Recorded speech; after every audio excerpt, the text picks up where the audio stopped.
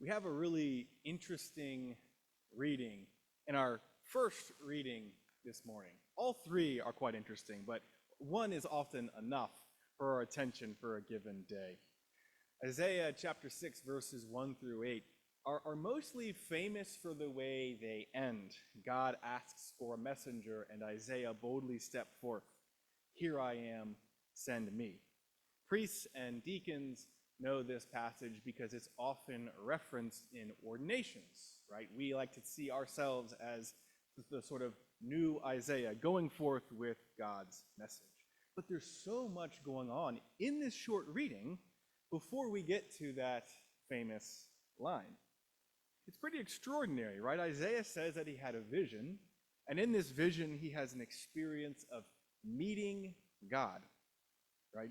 He walks into the great temple at Jerusalem, and God is somehow seated on a throne, sort of far up in the air, and God is so vast and so majestic that we're told that the hem of God's robe completely covers the outer wall of the temple. And the temple was a vast structure, much, much larger than St. Augustine's here. We're talking about a huge space. Indeed, Isaiah seems blown away by God's majesty, by God's vast presence. Indeed, Isaiah seems to be deeply intimidated by God's presence. Notice what Isaiah says at first, right? Woe is me, I am lost, for I am a man of unclean lips, and I live among a people of unclean lips. Yet my eyes have seen the King, the Lord of hosts. Isaiah feels unworthy to be in God's presence. Here is the Almighty One, the omniscient one, the transcendent creator of all things. And Isaiah feels so small, so unimportant, and indeed dirty. He feels unclean and unworthy to be there. In other words, Isaiah is intimidated by God's holiness, by God's holiness. Holiness is one of those religious words that we use a lot but don't always reflect on. But the root word of holiness, just like the root word of the Latin sacred, means to be set apart, to be utterly different, to be transcendent, to be high and majestic, something far away and different from us. And you hear Isaiah's awareness of God's holiness and Isaiah's sense of his own commonness, right? I'm unclean, I'm unworthy to be here. I've gazed on the Lord of hosts. And indeed, the theme of God's holiness is reiterated here, not only in the song that the angels are singing, holy, holy, holy is the Lord of hosts, the whole earth is full of his glory. I mean, they call God holy 3 times right there. That's pretty obvious, right? This may sound familiar. We repeat a version of this during the Eucharistic prayer, and this is where we get that part of the Eucharistic prayer. But it's not just that. You may have noticed this strange comment about these seraphs, these fiery angels. We're told they have 3 sets of wings, but they actually only use 1 set to fly. 1 set is used to cover their faces. You may have noticed that. The idea here is that any being who actually sees God would be so overwhelmed by God's holiness that they would actually die, right? They would die from the experience. You find this idea throughout the Hebrew Bible. You may remember that when Moses is allowed to see God, Moses has to sort of cover his face, and he only sees the back of God because it would be too much, too overwhelming to take in the full power of God's majesty. Even the angels are intimidated by God's presence, scared to look directly at God. So you can understand why Isaiah is so intimidated, why he feels so out of place to be here. And indeed, whenever we seek God, when, for example, we decide to call a day Trinity Sunday and try to reflect on the nature of God, we are seeking something or seeking someone that we can't really comprehend. We can't really grasp. God is far too vast, too majestic, too transcendent for us to lay hold of, right? As our canticle reminds us today that we just prayed together, right?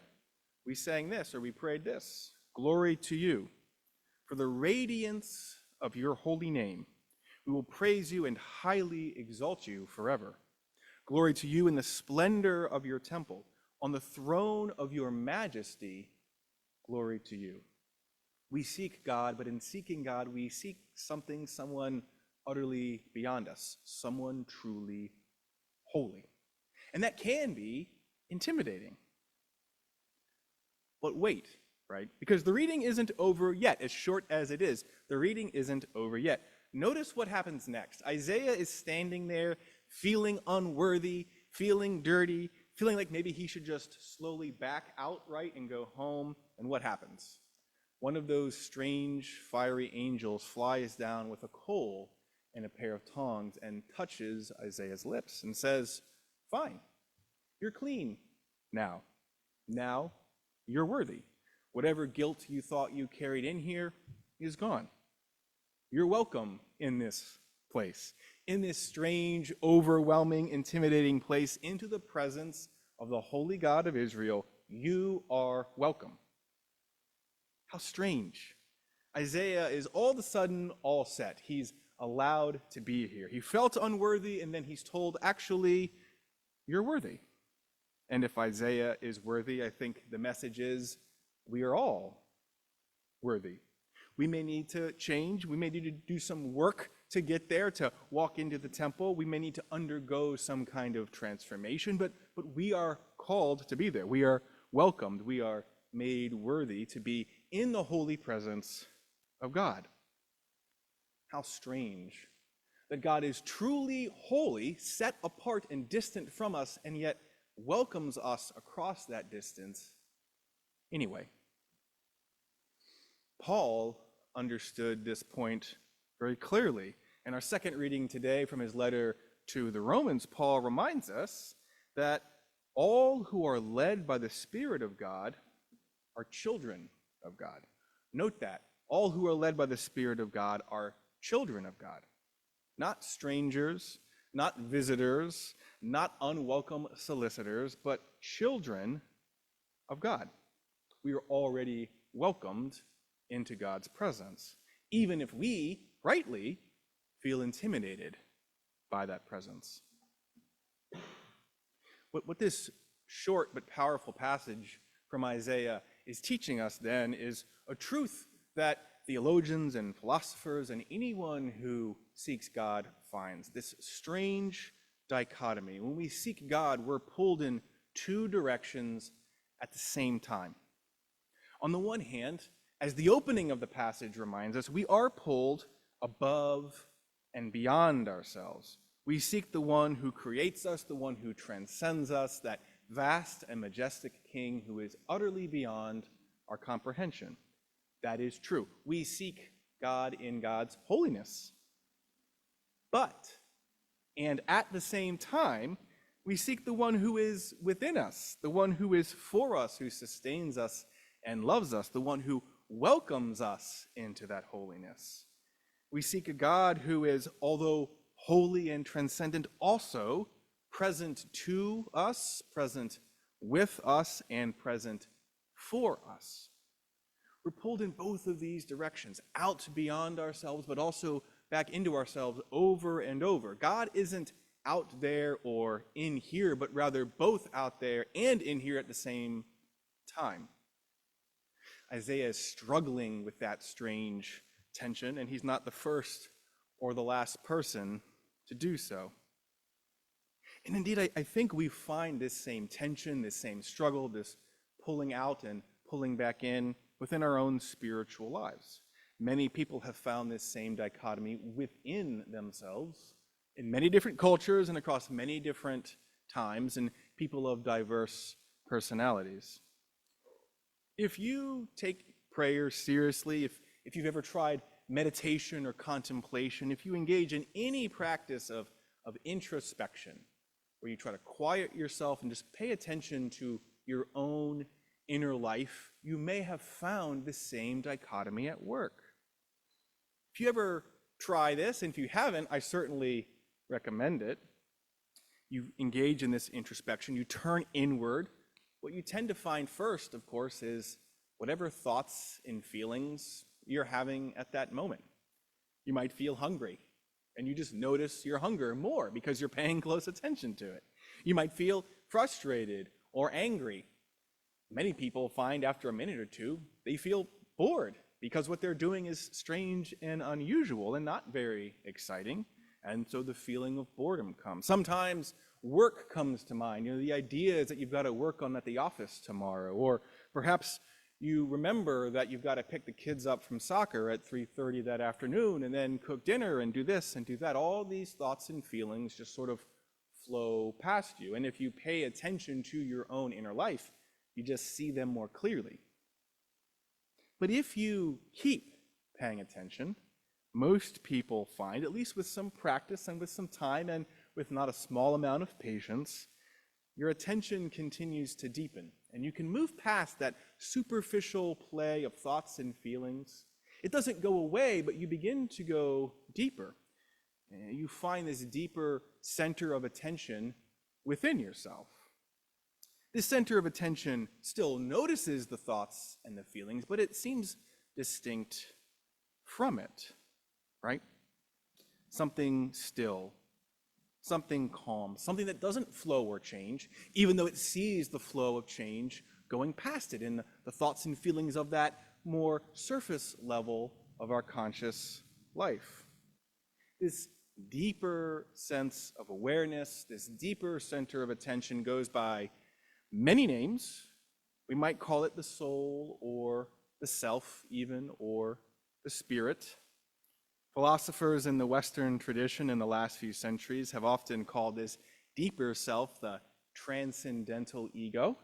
There's a nice $10 term you can use at your next cocktail party. The transcendental ego, the deep self, as opposed to the empirical ego, which is the sort of surface, more superficial thoughts and feelings that keep flowing.